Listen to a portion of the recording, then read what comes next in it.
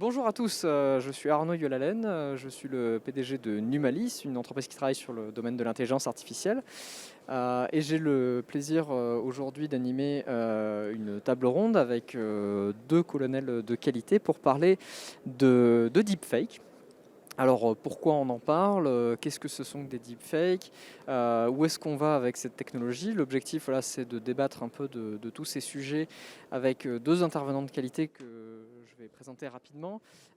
Tout d'abord, donc l'ingénieur en chef de l'armement Bresson, tout de suite à ma droite, qui est à la direction générale des relations internationales et de la stratégie, et qui a été également aussi le pilote de la task force IA pour le ministère des Armées, donc qui pourra nous parler des aspects technologiques et stratégiques des technologies d'IA. Et également le colonel Baillet du commandement de cyberdéfense et qui est adjoint du pôle opération et qui aura du coup un œil très aiguisé sur justement ces aspects opératifs pour nos forces de ces fake news et de ces deepfakes. Alors, pour ceux qui ne sont pas forcément familiers du domaine militaire, je vous propose en introduction de vous expliquer comment va se passer la table ronde. Nous avons souhaité la structurer sous la forme d'une médote en crash, en suivant la règle des 5 whisky, qui sont en gros les questions qu'on se pose quand on veut faire une décision tactique dans l'armée de terre. Et donc nous allons balayer un certain nombre de questions qu'on va se poser sur le sujet. Et sur chaque question, nos deux intervenants vont essayer d'apporter un éclairage. Alors, comme toute méthode, on peut commencer déjà par la question du what, de qu'est-ce que c'est que sont ces objets qu'on appelle des deepfakes. Alors, pour juste faire une introduction rapide, c'est la contraction de deux termes qui sont deep learning et fake news. Deep learning, c'est une technique d'intelligence artificielle, donc on est dans un sous-domaine de l'intelligence artificielle qui concerne en fait la construction par des données d'un modèle des données qu'on leur a montrées. Donc l'idée, c'est vous exposer à un algorithme d'intelligence artificielle des données et il reconstruit un modèle de ces données de lui-même. Ces techniques sont très utilisées par exemple dans le traitement d'images, mais aussi dans la maintenance prédictive. Vous trouverez de nombreux exemples dans ce salon de leur utilisation. L'autre terme, beaucoup plus présent dans les esprits des gens, les fake news, qui ont été très largement débattus depuis, on va dire, 2016, avec un certain président américain qui en a beaucoup parlé, et qui consiste donc à publier des informations déformées ou foncièrement fausses, ou de qualifier des informations vraies de fausses pour les décrédibiliser. Et donc la fusion des deux, c'est quoi? Eh bien, c'est l'art de fabriquer des fausses informations avec du deep learning. Donc ça, c'est pour une première introduction, j'allais dire, plus sémantique, hein, pour la définition de l'objet même. Et du coup, j'aimerais vous céder la parole pour voir un petit peu, pour vous, comment vous voyez cet objet du deep learning et des fake news. Qu'est-ce que ça représente dans votre univers du ComCyber et des opérations? Et est-ce que vous pouvez nous donner votre définition finalement de l'objet des, des, des deepfakes, pardon. Alors, la définition, je pense qu'elle vient d'être donnée de façon très juste. Hein. Donc, contraction de deep learning et de fake news. Le deep learning, donc c'est une technique qui est maintenant, je ne sais pas si on peut dire que c'est au point, mais enfin qui est de plus en plus utilisée,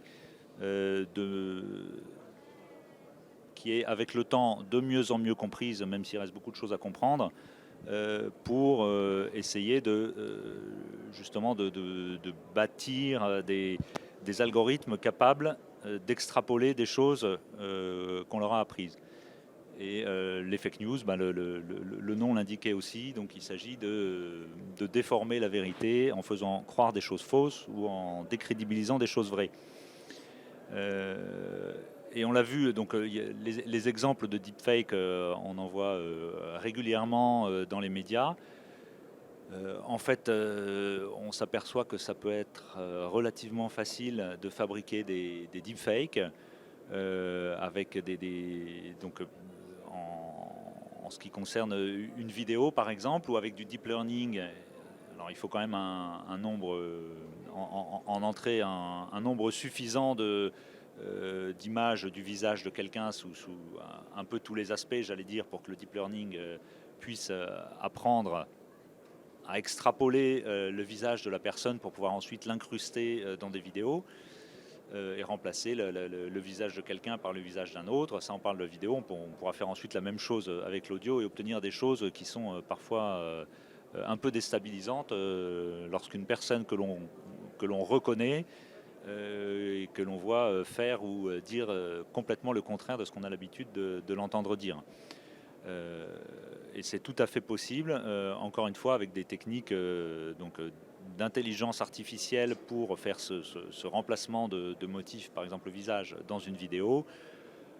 Il n'y a pas forcément besoin de supercalculateurs, hein, ce sont quelques gigaoctets qui suffisent. Bon, un bon calculateur GPU, et puis on fait tourner ça sur des technologies de type TensorFlow de Google qui font du travail assez impressionnant.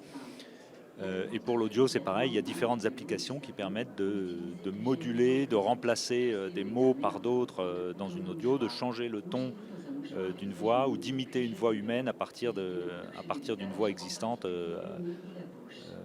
de façon là aussi assez surprenante pour faire dire à des personnes des choses qu'elles n'ont absolument jamais dites. Alors pour moi, le deepfake, c'est deux choses. C'est une bonne nouvelle et une mauvaise nouvelle. Donc si vous voulez, je vais commencer d'abord par la bonne nouvelle. Vous l'avez sans doute tous vu passer. Le deepfake, ça permet de faire chanter les chefs d'état-major d'armée. Et l'année dernière, grâce à une petite appli chinoise, on a pu voir tous nos grands chefs chanter des grands tubes. Et j'avoue que j'ai pris beaucoup de plaisir. Je vais pas essayer de reproduire ici celle qui m'a le plus plu, mais en tout cas, c'était à ce titre-là une bonne nouvelle et je me dis qu'on n'est pas prêt de s'arrêter de rigoler. Donc ça, c'était pour la partie, la bonne nouvelle. La mauvaise nouvelle, c'est que je vois que dans les opérations que mènent les armées françaises aujourd'hui, on n'a pas vraiment besoin de deepfake pour avoir des ennuis dans l'espace informationnel. Et que nos adversaires font déjà du deepfake en mode low cost. Il suffit dans certains pays de payer des manifestants, de prendre une seule caméra et de filmer la manifestation en champ sans possibilité de faire de contre-champ. Et vous pouvez déjà assez facilement manipuler l'opinion publique et laisser penser que vous avez une manifestation de grande ampleur contre la présence française. Et à partir du moment où vous arrivez à actionner les bons leviers sur les opinions publiques, vous transformez une petite manifestation dans l'espace informationnel qui a été totalement bricolé en manifestation d'ampleur avec des contraintes qui vont peser sur la force qui ne pesaient pas autrefois. Donc en ce sens, je trouve que c'est une mauvaise nouvelle, puisque si nos adversaires maîtrisent cette technologie-là, comme chacun d'entre nous, on a une petite fenêtre sur le monde, comme le disait la ministre, lorsqu'elle a ouvert la doctrine de lutte informatique d'influence française le 20 octobre, petite fenêtre sur le monde, eh bien, chacun d'entre nous peut être manipulé par le deepfake et par nos adversaires. Et puis, on peut ajouter effectivement à la dangerosité de ces deepfakes que ça se propage, disons, de façon très très rapide, avec des phénomènes qui sont également intéressants à observer, des phénomènes, on parle de viralité, hein, les personnes subjectivement vont avoir tendance à relayer de façon exponentielle ces fausses nouvelles, et à la limite d'autant plus facilement que ce sont des nouvelles fausses, étranges, déstabilisantes, etc. Donc ça va accroître la vitesse de propagation.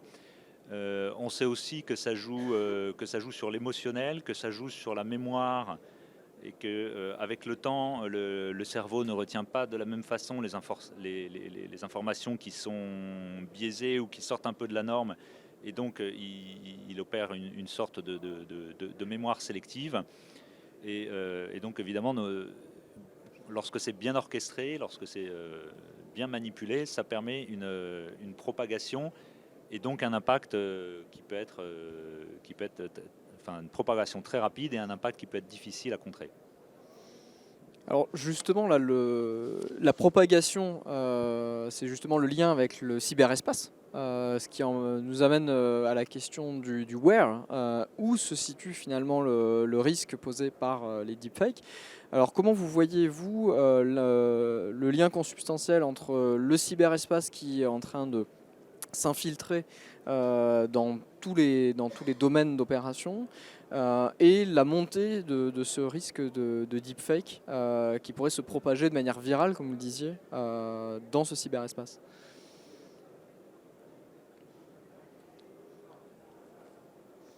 J'attaque. D'abord, dans le cyberespace, on peut considérer 3 domaines de lutte. J'imagine que vous les connaissez tous par cœur, mais je vais vous faire l'offense de vous les rappeler. Il y a la lutte informatique défensive qui consiste à protéger nos systèmes d'information. Il y a la lutte informatique offensive qui consiste à aller taper ceux de l'adversaire. Et il y a la lutte informatique d'influence. Donc je pense que le deepfake est un vrai sujet pour la lutte informatique d'influence, bien sûr, qui s'adresse à la couche sémantique du cyberespace. Et c'est là où ça va devenir un outil de manipulation massive. Avec aujourd'hui des capacités réduites, mais qui demain, j'imagine qu'on en parlera dans les prochaines questions, mais qui pourrait devenir quelque chose d'assez massif. Dans cette couche-là, ce qui est impressionnant, c'est de voir comment le business model des plateformes, qui repose sur l'engagement, la viralité et le commerce et la publicité, est utilisé par nos adversaires. Et donc on garde ces 2 premiers leviers de manière intangible, engagement et viralité, et on remplace la publicité par la manipulation. Faire croire aux gens que ce qu'ils voient est vrai et que ça nécessite qu'ils se mobilisent pour cette vérité-là. Donc moi j'avoue que c'est pour ça que je disais que c'était une mauvaise nouvelle. Dans le cyberespace, aujourd'hui, ce qui est intéressant, c'est d'imaginer ce que serait notre monde sans le cyberespace. Est-ce que les gilets jaunes auraient été une crise d'une telle ampleur sans Facebook? Est-ce que les débats actuellement sur le vaccin et sur le Covid auraient été gérés d'une même manière sans les réseaux sociaux? Et donc, on peut, à la lecture, bien sûr que ça n'aurait pas été la même chose. Et donc, si on injecte en plus là-dedans du deepfake, on voit qu'on est dans la création d'un monde parallèle où je pense que les conflictualités ne sont pas prêtes de s'arrêter.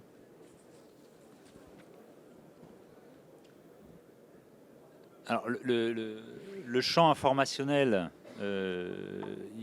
en fait, il impacte tous les domaines de conflictualité, aussi bien les domaines classiques que le domaine cyber, que le domaine spatial.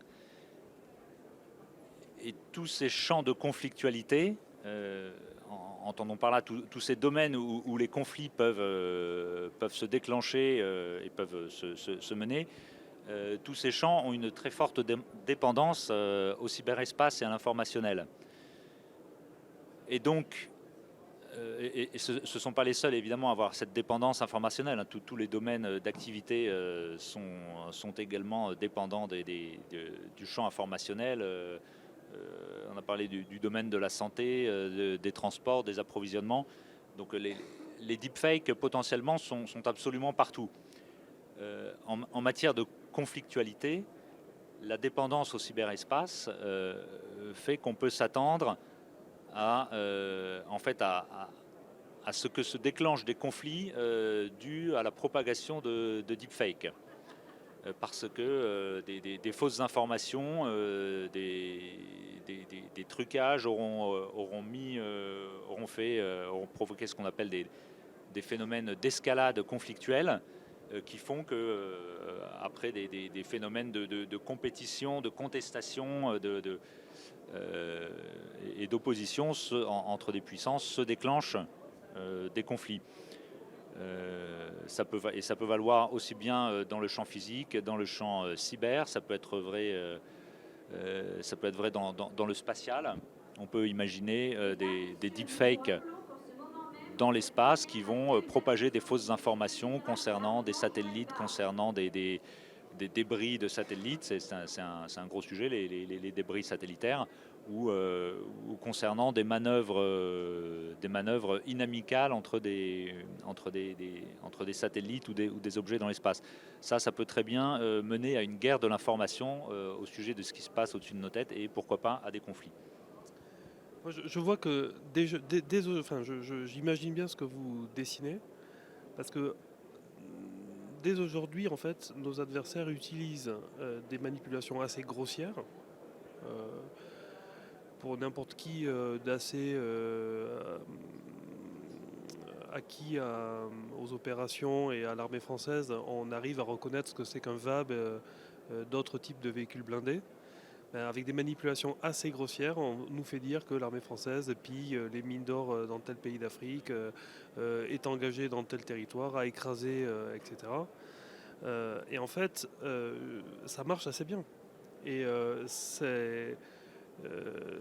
au cours de la dernière semaine, par exemple, il y a eu une manipulation sur les réseaux sociaux qui s'est traduite par une manifestation physique, et qui a empêché ou en tout cas qui a ralenti une opération militaire française, avec une manipulation grossière qui ne partait franchement de pas grand-chose. Donc je me dis qu'avec du deepfake, ça sera plus difficile de reconnaître le VAB du BTR, pour ceux qui connaissent un petit peu le matériel. Alors ce sujet, c'est intéressant de voir que les manipulations existent déjà, donc il n'y a pas grand chose de nouveau sous le soleil finalement, c'est juste que le rythme et la manière de construire ces informations fausses qui seraient accélérées, qui seraient beaucoup plus, fait sur mesure.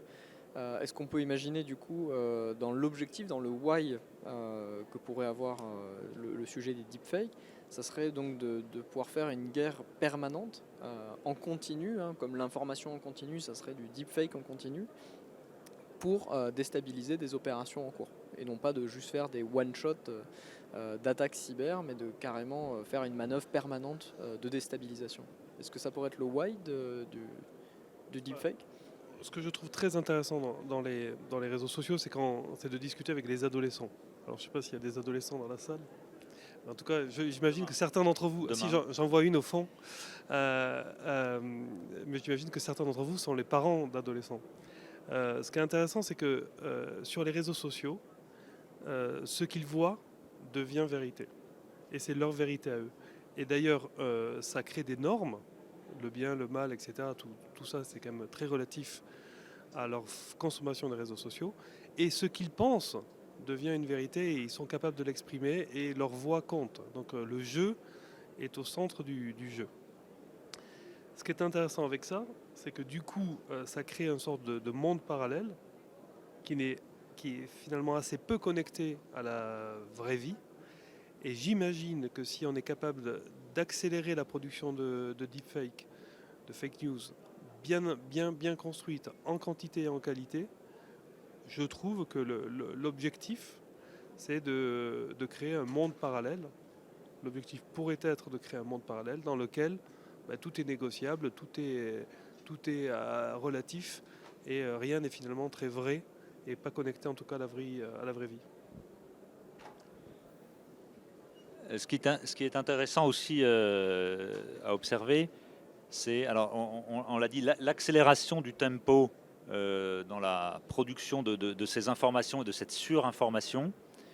Donc on y arrive, on va y arriver à effectivement à des deepfakes quasi en temps réel, qui seront donc beaucoup plus difficiles à détecter, pour lesquels il sera plus difficile de trancher entre le vrai et le faux, et pour lesquels il sera encore plus dur de réagir. Ça voudra dire qu'il faut aller encore plus vite que le temps réel.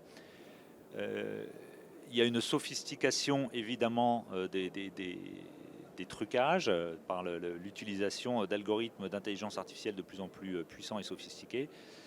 Et puis, alors ça, je pense que c'est aussi nouveau, c'est que par rapport, parce que les opérations de désinformation, on le disait, de leurrage et tout ça, ça a toujours existé.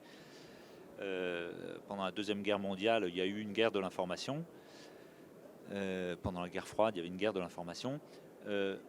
Par contre, on restait effectivement dans le domaine militaire, au sens dans le domaine d'un conflit, d'une guerre, avec malgré tout des règles du jeu à peu près communes et connues de tout le monde. Aujourd'hui, les deepfakes sont disséminés tout azimut et avec des objectifs quand même beaucoup moins avouables, on peut le dire, lorsqu'il s'agit de créer soit à plus vaste échelle, de déstabiliser une démocratie, un État en s'attaquant à des processus démocratiques ou électoraux, ou à titre personnel d'individu à individu lorsqu'on utilise des deepfakes pour faire du cyberharcèlement ou ce genre d'action ciblée vers les individus. Et ça, encore une fois, en fonction de ce qui est diffusé, en fonction des moyens que l'on met, évidemment, c'est pas pareil pour faire du cyberharcèlement et pour déstabiliser une élection démocratique dans un pays. Mais ça montre que maintenant, il n'y a plus vraiment de limite à l'objectif que poursuivent les fabricants et les diffuseurs de deepfake. Alors c'est intéressant la question du qui finalement. On y vient justement. Qui peut fabriquer des deepfakes? Le prix pour rentrer, j'allais dire, dans le marché des deepfakes ne fait que baisser. La technologie aujourd'hui, tout le monde peut y jouer, la télécharger sur l'App Store pour commencer à en faire. Est-ce que à terme on aurait un terrain où finalement tout le monde a les mêmes armes et les deepfakes sont aussi qualitatives, qu'elles soient fabriquées par un groupe terroriste dans une cave ou bien d'un État qui essaye d'en déstabiliser un autre? Ou est-ce qu'au contraire on aura quand même encore toujours un saut qualitatif entre les adversaires, on va dire symétriques ou asymétriques? Alors, pour le coup, là, j'avais plutôt envie de poser la question à la salle et de vous engager à nous répondre là-dessus à la fin de la table ronde. Moi, je trouve qu'il n'y a pas d'équilibre là-dedans. C'est-à-dire que autant dans les champs de conflictualité traditionnels, le champ physique, qu'il soit terrestre, aérien ou maritime, la compétition se fait entre des États. Lorsqu'un sous-marin se fait renifler, c'est par un autre sous-marin qui appartient à un autre État. Et cet État, il a des buts identifiés, stratégiques, sans doute inavouables, mais en tout cas qui sont compréhensibles par un adversaire. Il y a des règles d'engagement, il y a des limites physiques, etc. Mais c'est deux adversaires étatiques qui se reniflent. C'est pareil dans l'espace aérien. Dans le cyberespace, il y a un acteur privé qui est plus puissant que les États, qui joue un rôle de régulateur. Aujourd'hui, il me semble que celui qui peut à la fois siffler la fin de la récré ou le début d'une bataille, c'est plutôt les GAFAM qu'un État. Et j'en veux pour preuve, les plateformes ont montré un vrai niveau de maturité et d'indépendance lorsqu'elles ont décidé de fermer le compte de Donald Trump et de laisser ouvert celui des talibans. Et ça, les États n'interviennent pas. Et c'est une décision qui est, on pourrait le dire, souveraine. Donc pour moi, la particularité du cyberespace, c'est cette présence massive d'un troisième acteur qui est privé, qui est plus puissant en termes d'algorithmes, puissance de calcul, mais aussi qui a ses conditions générales d'utilisation, celles qu'on prend le temps de lire à chaque fois qu'on coche les cases. Et ça crée les conditions d'un conflit, à mon avis, qu'on a du mal à imaginer. Dans le sens où, je reviens à mes domaines de lutte, si un des GAFAM se fait attaquer et que ses puissances de calcul sont détournées par un adversaire, on arrive à avoir des objets intellectuels assez intéressants en termes d'analyse prospective. Donc pour moi, le WOO, c'est les GAFAM. Et BATX aussi un petit peu. Oui, alors leur rôle effectivement à ces GAFAM, BATHX, etc. est prépondérant.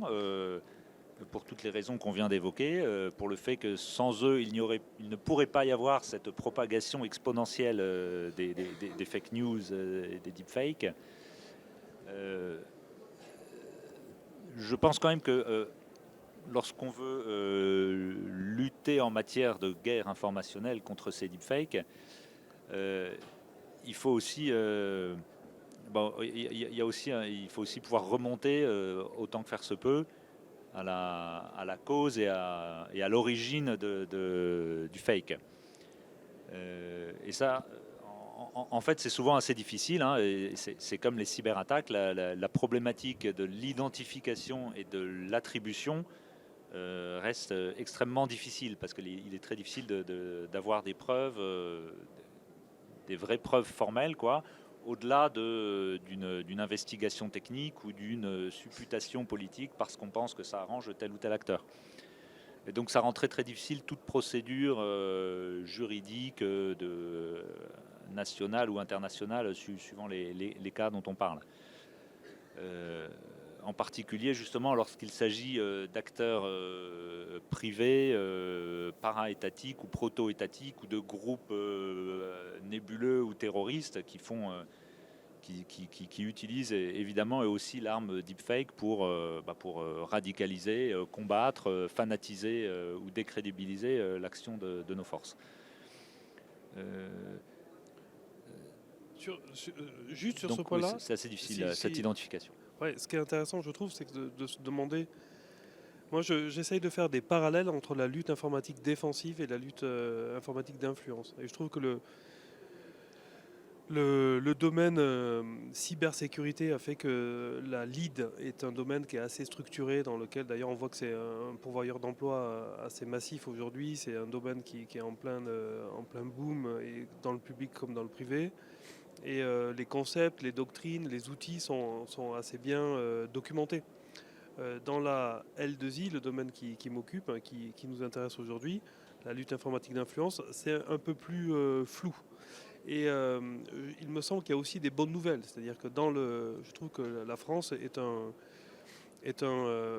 pas un compétiteur, mais en tout cas a largement sa place.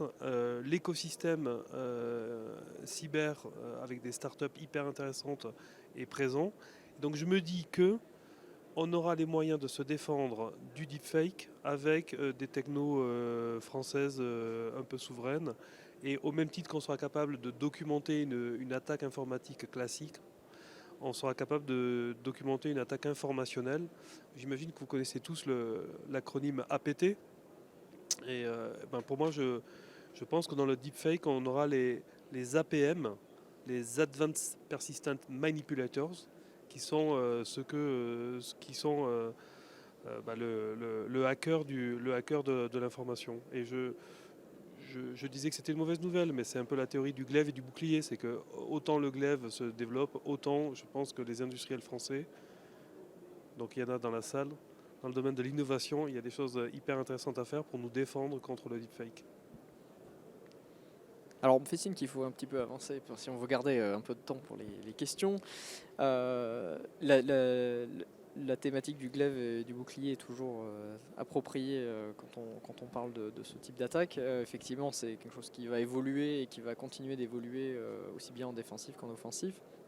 La question finalement, c'est de savoir à quel horizon, donc répondre au when de notre approche, savoir aujourd'hui le phénomène reste de l'ordre un petit peu du gag. On en parle plutôt dans les médias parce qu'on fait des deepfakes qui sont rigolos et qui amusent la galerie. Mais à quel horizon en fait, on arrête de rire et on commence à avoir, j'allais dire, un peu les foies sur ce que ça peut causer. Donc comment vous voyez-vous l'impact réel avéré dans le futur d'une technologie comme ça? Ça se déroule quand, le premier coup de glaive contre la cuirasse?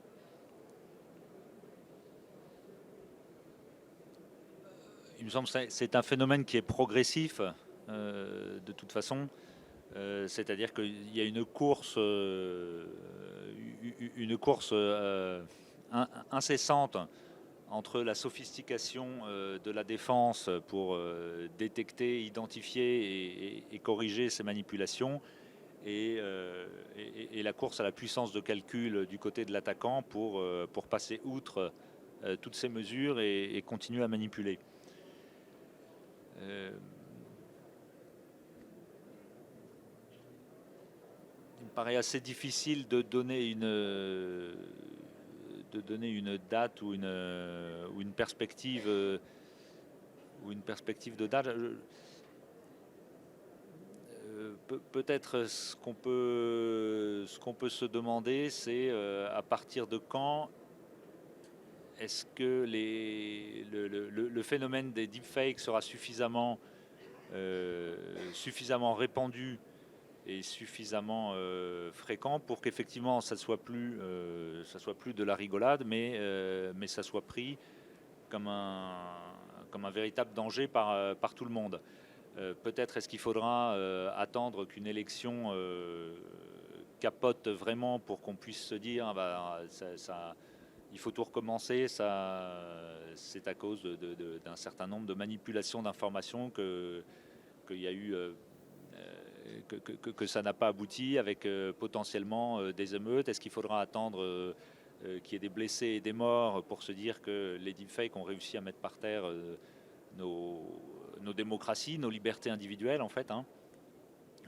Ça, c'est aussi toujours une course entre le fait de pouvoir défendre les libertés individuelles des gens, c'est-à-dire de les laisser utiliser les réseaux sociaux, exprimer leur opinion sur les réseaux sociaux, relayer leurs opinions, leurs avis, leurs posts, etc.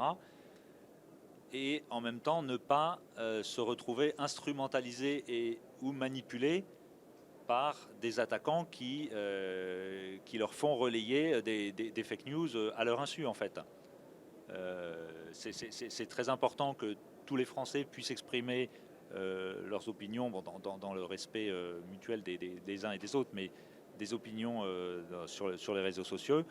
Et c'est tout aussi important d'éviter qu'ils soient instrumentalisés à leur insu par des États ou des puissances adverses qui veulent s'attaquer à nos intérêts. Donc, c'est effectivement, je ne sais pas où est le seuil d'acceptabilité ou, à contrario, le seul déclencheur qui fera basculer d'un scénario dans l'autre. Arnaud, est-ce que vous m'autorisez à être insolent ?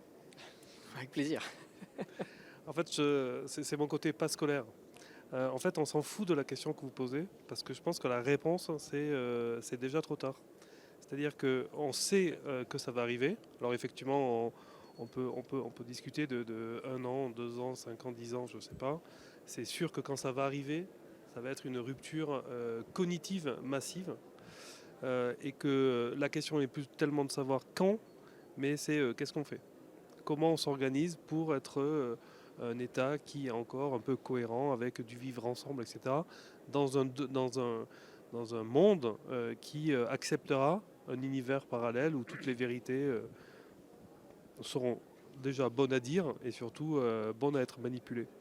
Et donc là, je pense que effectivement la question c'est comment on fait pour se préparer, comment on fait pour éduquer les jeunes générations, les vieilles aussi parce qu'ils sont quand même pas mal sur Facebook encore, et comment on fait pour vivre tous ensemble et organiser notre défense.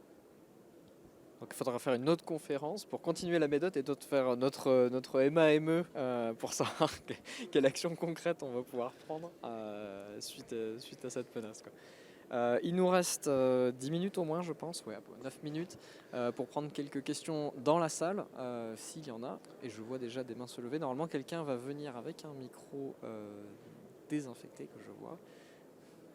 Et on devrait pouvoir vous entendre. Est-ce qu'on m'entend ? Oui, parfait. Tout à fait. Déjà, bonjour, Thomas Dussault, je suis ingénieur IA pour l'escadron des systèmes d'information opérationnels et cyberdéfense de l'armée de l'air et de l'espace. On a parlé beaucoup effectivement de tout ce qui est lutte informatique d'influence, lutte informatique un petit peu défensive aussi, justement pour pouvoir lutter sur ce genre de choses. Ce qui est intéressant aussi, c'est qu'aujourd'hui le deep learning, on l'utilise notamment aussi pour le renseignement. Tout à l'heure, on avait une entreprise qui nous parlait de sa capacité à identifier des objets, des véhicules sur des images satellitaires.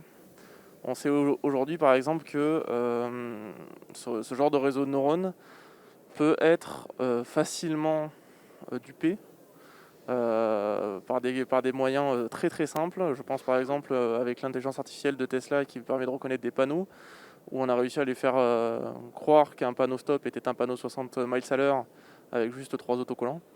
La question, c'est est-ce que nous, dans nos armées, on a déjà conscience de ces problèmes-là, et est-ce qu'on a pu déjà être confronté, entre guillemets, à des camouflages anti-IA, ce genre de choses, et est-ce qu'on planifie peut-être dans notre stratégie à lutter justement contre ce genre de manipulation. Donc le sujet des attaques adversariales, du deep learning, un petit peu en décalage par rapport à ce qu'on parle, mais qui est un sujet très intéressant au demeurant. Très intéressant, sur lequel on pourrait faire une table ronde en entière. Moi, je vais y répondre rapidement. Évidemment, on a très largement identifié ce problème dans tous les systèmes du ministère qui sont destinés à embarquer de l'IA. Et le problème que vous posez, c'est celui d'une IA qui soit vérifiable et de confiance. Exigence qui est d'autant plus importante lorsqu'on va embarquer cette IA et l'utiliser pour des systèmes critiques, pour des systèmes de reconnaissance ou pour des systèmes d'armes dont les conséquences sont tellement critiques qu'elles ne peuvent pas être laissées entièrement à une machine, justement. Donc il y a un certain nombre de mesures qui ont été prises pour gérer ce risque, pour limiter ce risque en fait. Ça passe par un document très intéressant qu'a fait la DGA, qui a été partagé et diffusé auprès des industriels, qui est un guide de conception, un guide méthodologique pour la conception et la qualification des systèmes embarquant de l'IA, qui reflète donc l'importance de prendre en compte le risque lié à l'IA dans ce qu'on veut lui faire, dans ce qu'on lui donne pour l'apprentissage, dans ce qu'on attend pour vérifier, etc. Depuis la conception du système, pendant toutes les phases de développement jusqu'au test et à la qualification. Le leurrage, oui, on sait qu'il y a donc des exemples de leurrage qui sont assez stupéfiants dans la mesure où ils parviennent de façon très simple à leurrer une intelligence artificielle. Vous rappeliez l'exemple de Tesla. Alors qu'en fait, vous, si vous passez devant un panneau stop où il y a un autocollant, en fait, je pense que si on vous arrête 50 mètres plus loin, vous êtes incapable de dire s'il y avait un autocollant ou pas sur le panneau.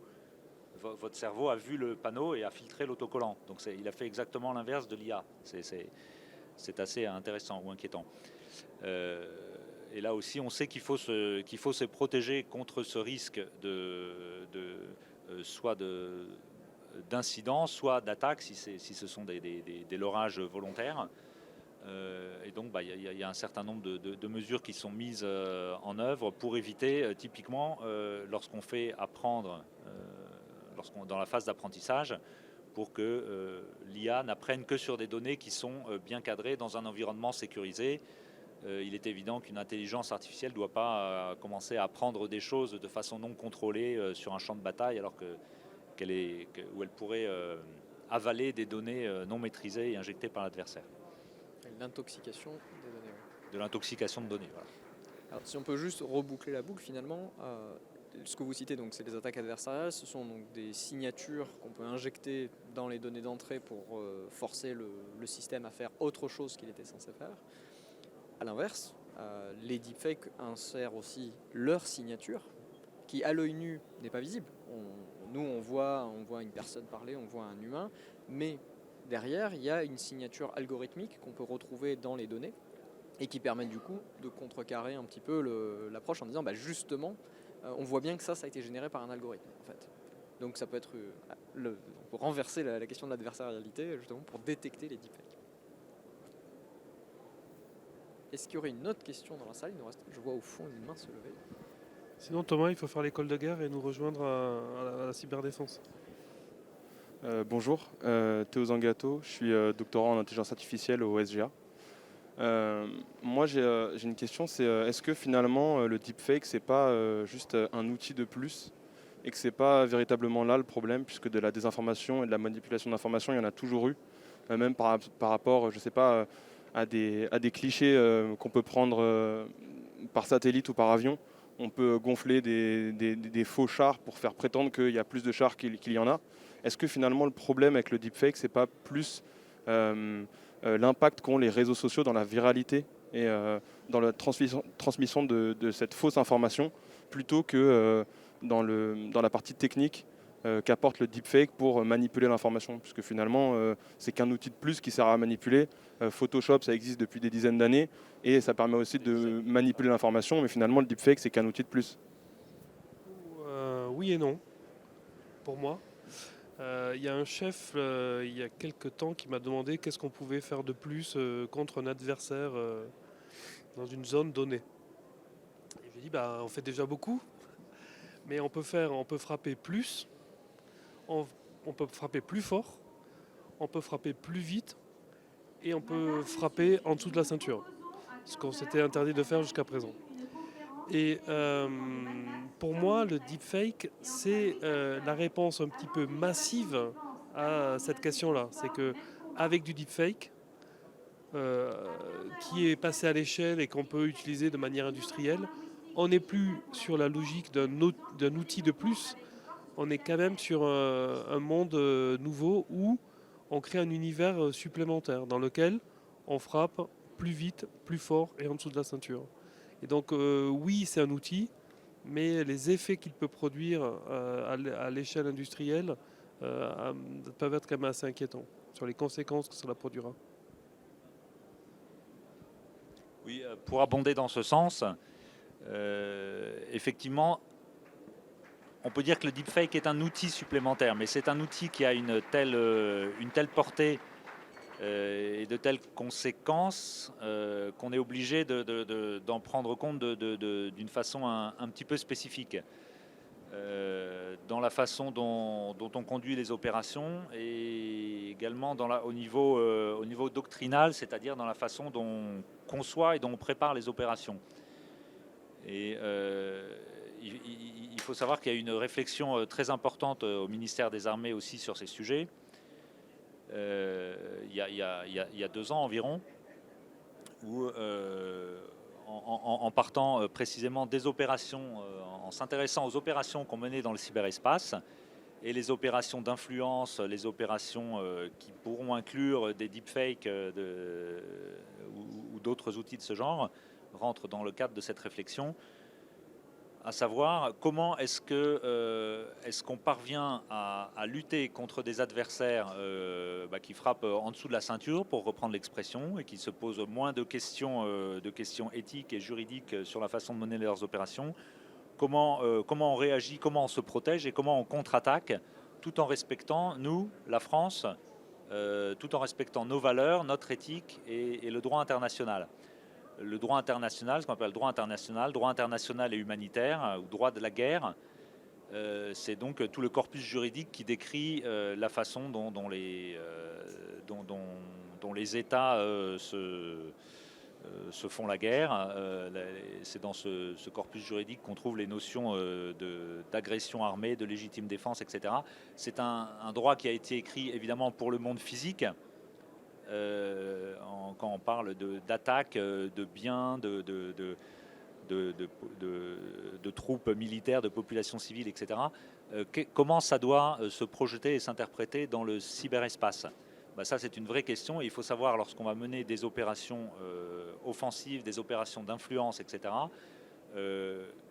comment on va les préparer, comment on va les planifier, comment on va attaquer, comment on va repérer nos adversaires, etc., tout en respectant ce type de droit. Donc, ça, c'est un exercice très important que la France a fait, auquel elle tient, parce que c'est une des façons, c'est un des critères qui légitime en fait l'action de nos armées dans le cyberespace. Merci, cette table ronde touche à sa fin, il est 14h45 passé. La présence française dans le cyberespace, le droit à la guerre, le droit dans la guerre, je pense qu'il y a encore de nombreux sujets à défricher qui feraient de passionnantes nouvelles tables rondes. Je vous remercie à tous de ces questions très pertinentes et de la présence nombreuse à cette table ronde. Et je vous souhaite à tous une très bonne après-midi et encore un très bon salon. Et si vous avez d'autres questions pour nos intervenants, je pense qu'ils seront encore là quelques temps pour venir les voir. Merci à tous. Merci.